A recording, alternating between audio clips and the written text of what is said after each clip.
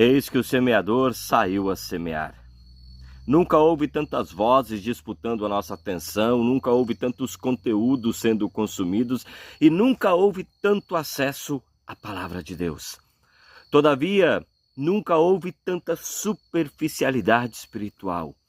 E é isso que torna a parábola do semeador atual. É isso que torna a parábola do semeador essencial.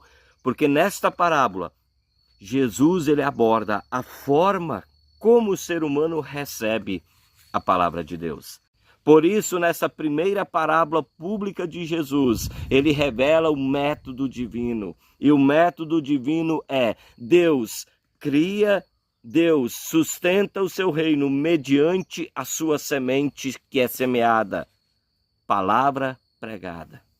O evangelista Mateus ele inicia esta parábola destacando uma palavra grega muito importante, idu. Idu é uma chamada de atenção muito forte, é uma palavra que significa olhem, prestem atenção, contemplem. Eis, saiu o semeador para semear. E o evangelista Marcos ele usa um imperativo igualmente expressivo, acuonte. Acuote. Acuote significa ouçam. Precisamos nos atentar que antes de falar sobre os diferentes tipos de solo, Jesus ele chama os seus discípulos para uma atitude essencial do discipulado: ouvir. Mas é um ouvir atento, é um ouvir com atenção. Por isso, essa parábola do semeador, ela não começa com a semente, mas ela começa com um convite à escuta. A questão essencial na parábola do semeador é sobre o tipo de solo que o tipo de solo de coração. Qual é este solo? Qual é este coração que está recebendo esta semente, que está recebendo esta palavra? Jesus se encontra ali às margens do mar da Galileia, e a parábola ela não descreve um semeador descuidado, não. Esse é o método agrícola daquela época, do primeiro século. O agricultor palestino ele não preparava completamente o terreno antes. Ao pronunciar a parábola do semeador, o problema nunca é a semente, o problema é o solo. Por isso nós temos a beira do caminho. E Mateus e Marcos e Lucas, eles destacam acuo, ouvir.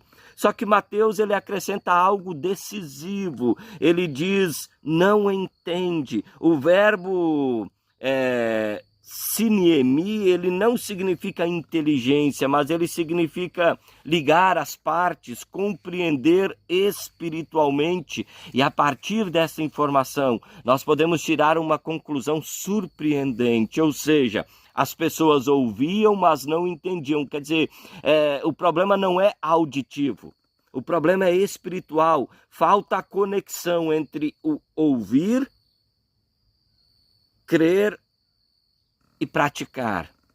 E por isso que Marcos ele acrescenta um detalhe interessante dizendo que o diabo vem e retira a palavra. E nós podemos dizer que nós vivemos constantemente distraídos. Nunca tivemos tantas informações, mas também nunca houve tanta dificuldade em escutarem, conectar os fatos. Sermões são pregados, mas enquanto isso as pessoas navegam nas redes sociais. O problema é que o coração endurecido ele não está apenas rejeitando a palavra de Deus, mas ele simplesmente não consegue mais prestar atenção à palavra de Deus. O problema não é a semente, o problema é onde essa semente cai, em que solo essa semente cai. E daí nós temos o segundo solo, o solo pedregoso. Mateus, Marcos e Lucas, eles usam a mesma palavra, petra, só que petra não são pedrinhas, é uma laje subterrânea, onde a raiz ela cresce poucos centímetros e depois ela morre. Mateus diz que essa laje são as tribulações, Marcos diz que são as perseguições e Lucas diz que são aqueles que creem por algum tempo. O proskairona aqui em Lucas, ele indica uma fé de uma estação, ele significa uma fé temporária. Nós vivemos tempo em que a espiritualidade ela pode ser denominada como espiritualidade do entusiasmo. As pessoas gostam de congressos, retiros e eventos que geram emoção, só que isso muitas vezes não cria raiz, por isso basta uma primeira crise e aquilo que parecia fé já é destruído. O problema não é a semente, o problema é o solo onde essa semente cai. Nós temos o terceiro solo, entre os espinhos, e aqui aparecem diferenças importantes entre os evangelistas. Mateus destaca as preocupações deste século e o engano das riquezas. Marcos, ele diz desejos por outras coisas, e a expressão grega ali, hyperita loipa epitimia, é a descrição moderna da nossa cultura, onde não se trata apenas uma questão de dinheiro, mas é qualquer desejo absoluto.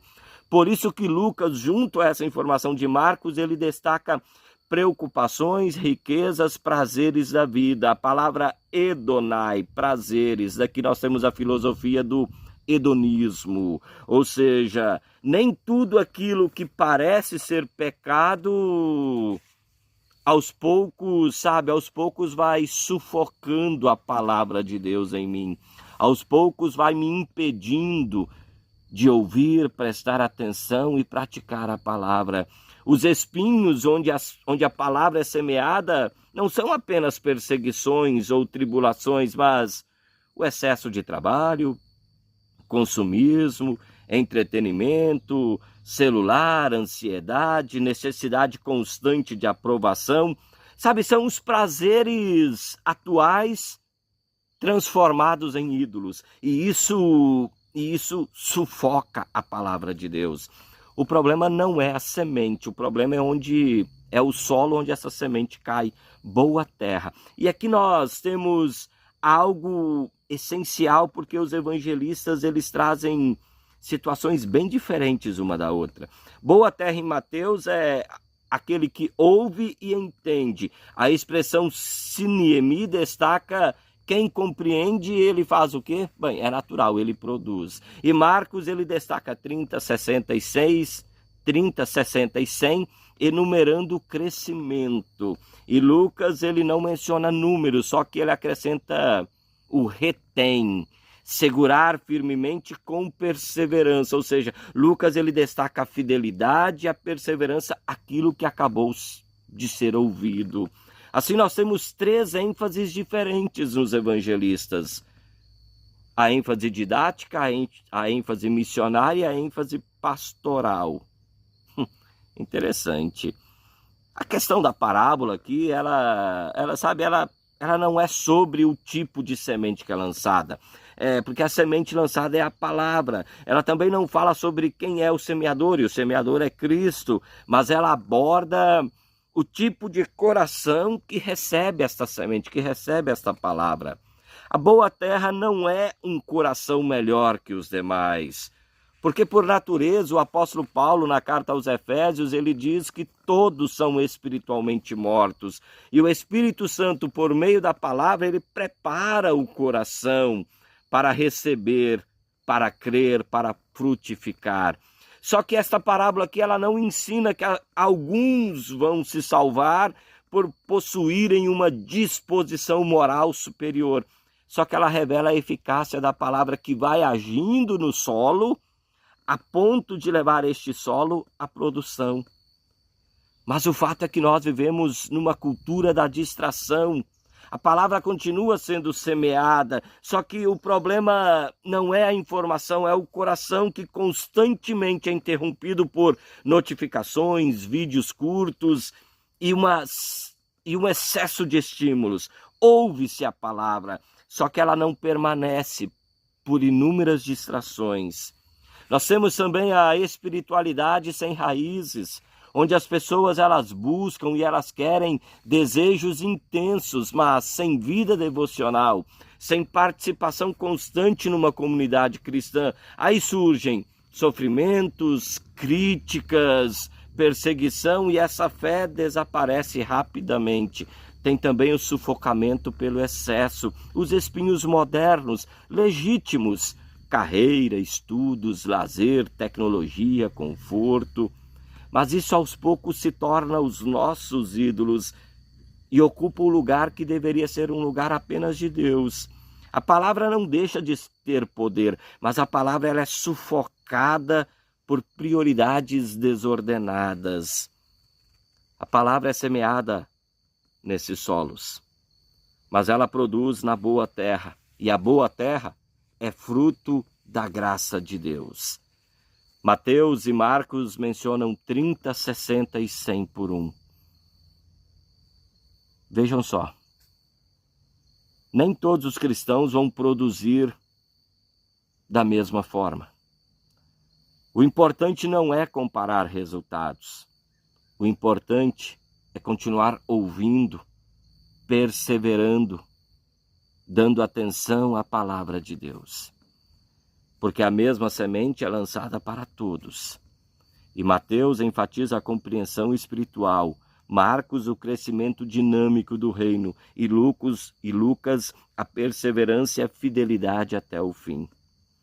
Numa sociedade marcada pela superficialidade, pela distração, pela busca incessante por prazer, a parábola do semeador continua sendo atual. E a igreja não precisa modificar a semente para tornar essa mensagem mais atraente. A igreja precisa continuar fielmente semeando a palavra de Deus e confiando que o Espírito Santo fará frutificar a seu tempo em todos aqueles que são preparados constantemente pela palavra, pela semente. Deus te abençoe. Eis que o semeador saiu a semear. Inscreva-se nesse canal. Deus te abençoe. Um forte abraço. Tchau, tchau.